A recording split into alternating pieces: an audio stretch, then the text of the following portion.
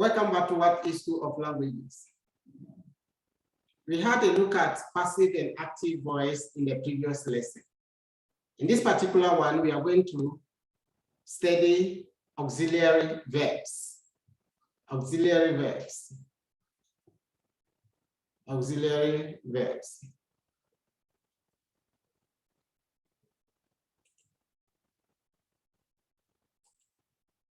We are going to study auxiliary verbs. Let's have a look at the objectives.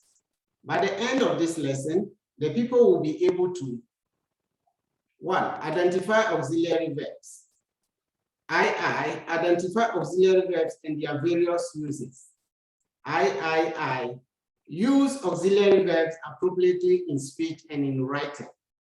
These are the objectives that we'll be looking at.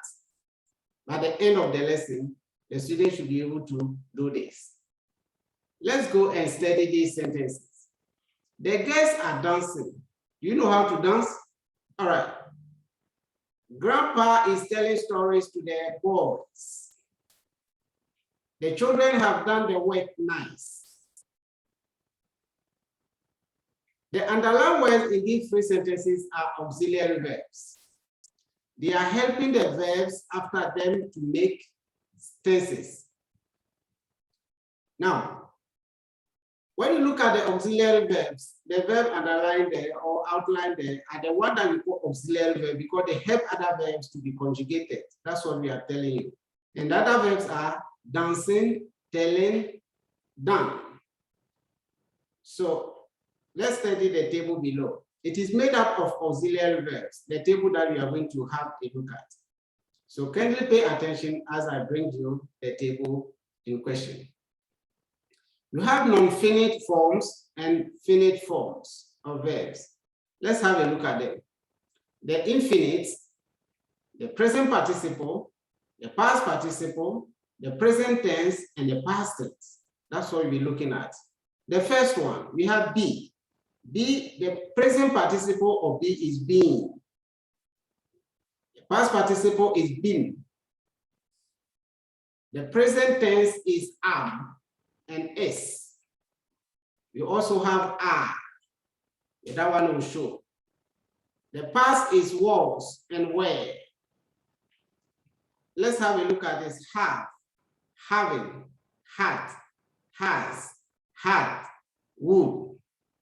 We also have do, doing, done, will, shall, would, should, may, can, may, could, might, must, ought, use, need, and dare. When you look clearly at this table, you'll be able to understand that the present, the infinitive, the infinite of a verb is like be, the have, be, the infinitive. Do is also the infinitive. But when they are conjugating in present perfect, present participle, you should get the being, the having, and the done, the doing. You see, ing has been added to the verb to get the present participle, and so on and so forth. So the table is self-explanatory. You will clearly understand. Now let's have a look at the types of auxiliary verbs. Types of auxiliary verbs. There are two types of auxiliary verbs, which are primary auxiliary verbs and modal auxiliary verbs. Primary and modal auxiliary verbs. Let's have a look at the primary auxiliaries. The primary auxiliaries form the first group of auxiliary verbs. The primary auxiliaries form the first group of auxiliary verbs. The second group is called modal auxiliaries. The primary auxiliaries include the following. In the primary auxiliaries, the verb below are what we call the primary auxiliaries. 1, we have be, which is am, is, are. For example, we are, and being, and been. Have, has, have, had. Do, does, did. So these verbs, when we see them in the sentence, you should know that they are primary auxiliaries. Now let's learn or study how the use of the primary auxiliaries. How do you use the primary auxiliaries? The uses of primary auxiliaries. Primary auxiliaries change form to agree with the person. That is first, second, and third person. It means that the primary auxiliary verb is conjugated according to the subjects. We have first, second, and third person. Study this table of personal pronouns. That's what we are talking about. For you to be able to form the primary auxiliaries, you need the personal pronoun, the first, second, and the third. You have the singular and the plural. In the first person, we have I, me. The plural, first person of plural is we and us. The second person of singular is you.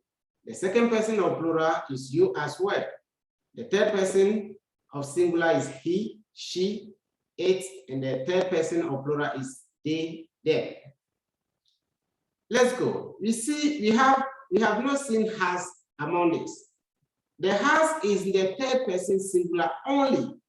Has is used in the third person singular only of the auxiliary verb have. So the pronouns, the personal pronouns that go with has, are, he, she, it. These are the personal pronouns that go with has. So don't say I has, you has, no.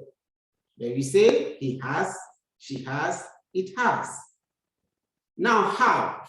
Have also goes with first and second person singular and plural and third person plural. So you should know that the have goes with this. And the personal pronoun that use have are I, we, you, they. Have you seen that? We have the I, the we, the you, and they. This personal pronoun we always go with have, whereas the he, she, it go with has. Examples. They have traveled to Ashefu. Adwa has spent 2 years in Accra. He doesn't eat fresh fish. He doesn't eat fresh fish. You were late this morning. We were outside the room when you called. You can clearly see and understand that the personal pronoun they go with have because it's third person plural. Adwa is third person singular, can be replaced by she. So it goes with has. And he goes with does or does not because it's third person singular. You goes with are. And we goes with were. All right, let's proceed and have a look at the second primary auxiliary. What do they do?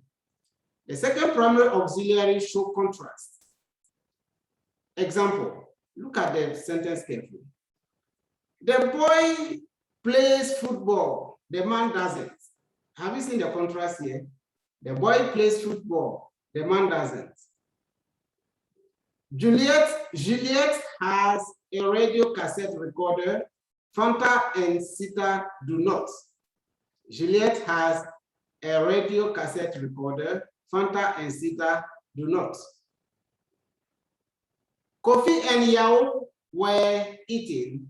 Kwame was not. Kofi and Yao were eating. Kwame was not. Here you can see clearly that the secondary auxiliary verbs here, they show contrast. In the contrast, you can see two sentences are in one to form a sentence. So the primary auxiliary verb, let's also notice that primary auxiliary help verbs to express various tense forms. They help verbs to express various tense forms, such as, example, the girl has written the examination. You have the present perfect, has in written. That is the present of have, plus the past participle of to write. He has swept the room when his sister came in. He had swept. That is past perfect here. So it is the primary auxiliary to have that has helped the sweep, the verb sweep, to be conjugated in this past perfect. They were playing soccer on this pitch. They were playing soccer on the pitch. You can see that the primary auxiliary are has helped the verb play to be playing. That is present continuous tense. The students have been reading since afternoon. Present perfect continuous. The students have been reading since afternoon. You can see clearly here that the primary auxiliary verb help other verbs to be conjugated in sentences. So the opposite here is that the secondary auxiliary verb do not do that. They don't help any verb. They can stand alone. The primary auxiliary verb can as well stand alone and also help other verbs to be conjugated in tenses that you like present perfect, present progressive, present past perfect continuous, and so on and so forth. This is the end of today's lesson. In our next lesson, we are going to have a look at some activities so that when you practice, you know it better. Do not miss the class. If you miss the class, you miss a lot. You can watch our videos on YouTube, What is School of Languages. And when you watch the video on this platform, there's a question section where you can ask your question. Thank you. Bye.